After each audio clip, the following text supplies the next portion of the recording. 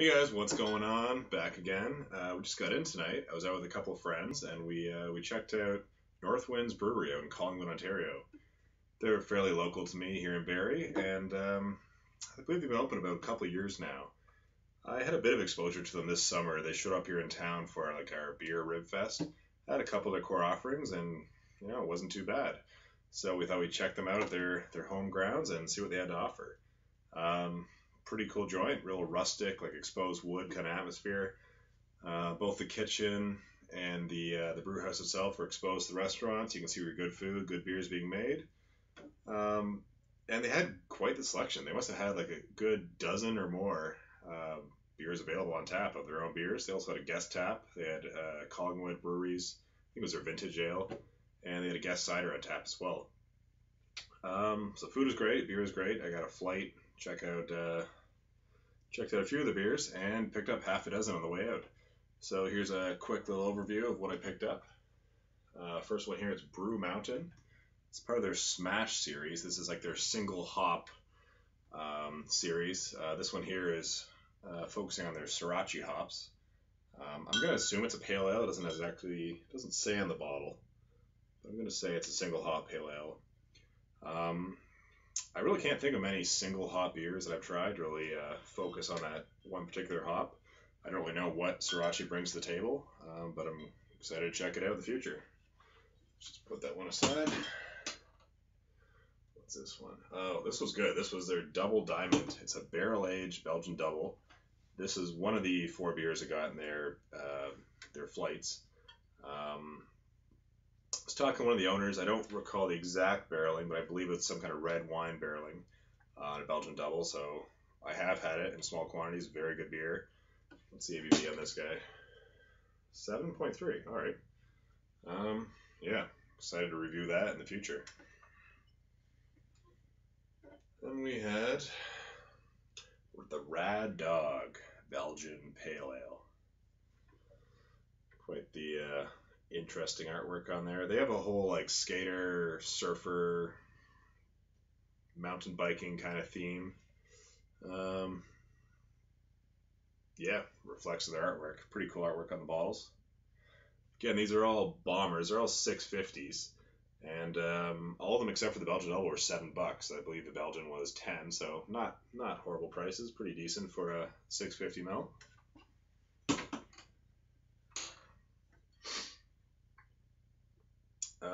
That's what I'm going to review.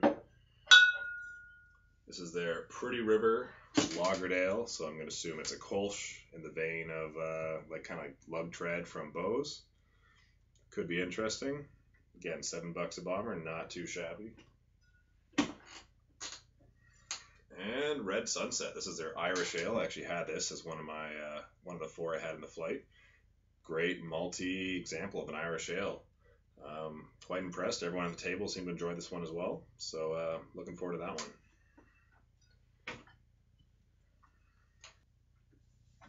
All right, so that leaves me with the beer I'm going to be looking at tonight. This is their Backcountry IPL, so India Pale Lager.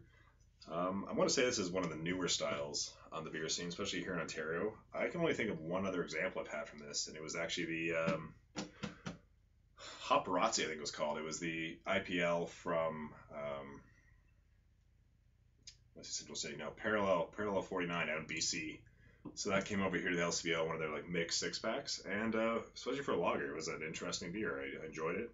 Add something unique to that style. I was looking at the stats on this guy here. So ABV, this is checking in at 7.4. That's up there for a lager. And 60 IBU. That's probably the hoppiest or most bitter lager I've ever had. I think this one was maybe 750 for the bar. Again, not bad. And this is the first time I've had it, so let's dig in. Let's see what she's like.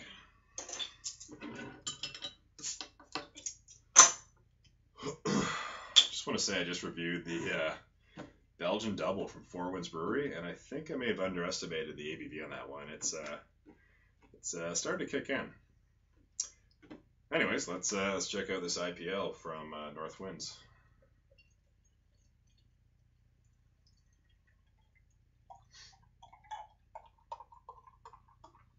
Glug, glug, glug.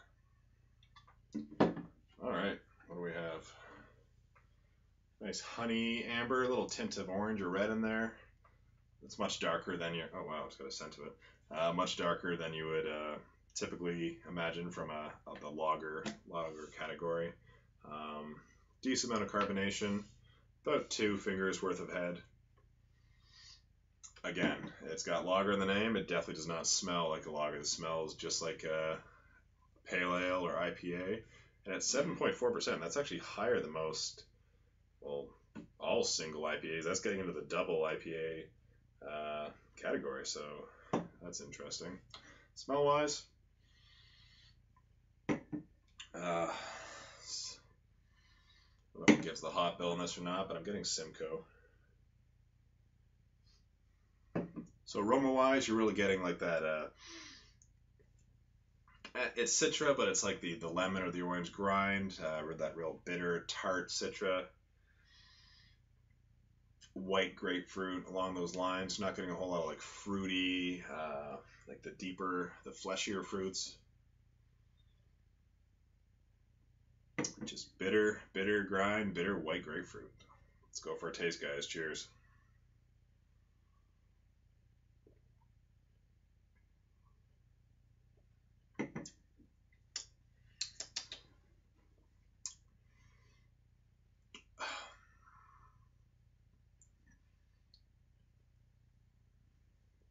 Get on the nose, get on the taste. This tastes like I'm drinking white grapefruit juice. If you didn't tell me, if I didn't read this bottle as an IPL, I would not think this is in that kind of class. It's been a little while now since I've had the Hopperazzi from Parallel 49, but I'm not really getting any parallels or similarities between the two. This is far more dry, far more bitter, more along the lines of what I would expect from a pale ale or an IPA.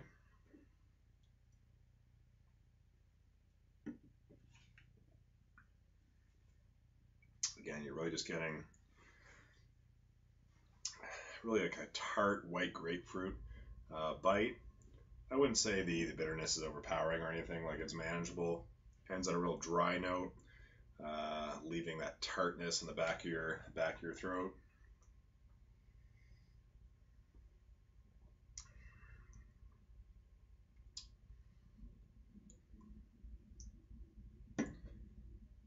Yeah, it's don't really know what else to say. I'm gonna say it's like a little one-dimensional. Like, it's not horrible by any means. It's a very drinkable beer.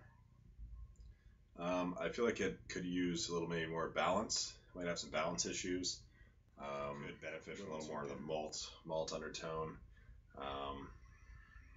Yeah, I don't know if it's like a single hop. I don't know what the malt or the hop bill is on this, but a little one-dimensional. But overall, it's a decent beer. Yeah, I mean, yeah, this is definitely. I'm gonna give this like a 6.75. Not horrible by any means. If you're really into the kind of grapefruity, dry, bitter pale ales, this will be up your alley. If you're really big into the IPLs, I don't know if this is really reminiscent of the style or not. But yeah, it's a decent beer. Check them out. They have quite the selection there at Northwinds. Lots of other great offerings. I'll be reviewing a couple more, and until next time, guys, cheers.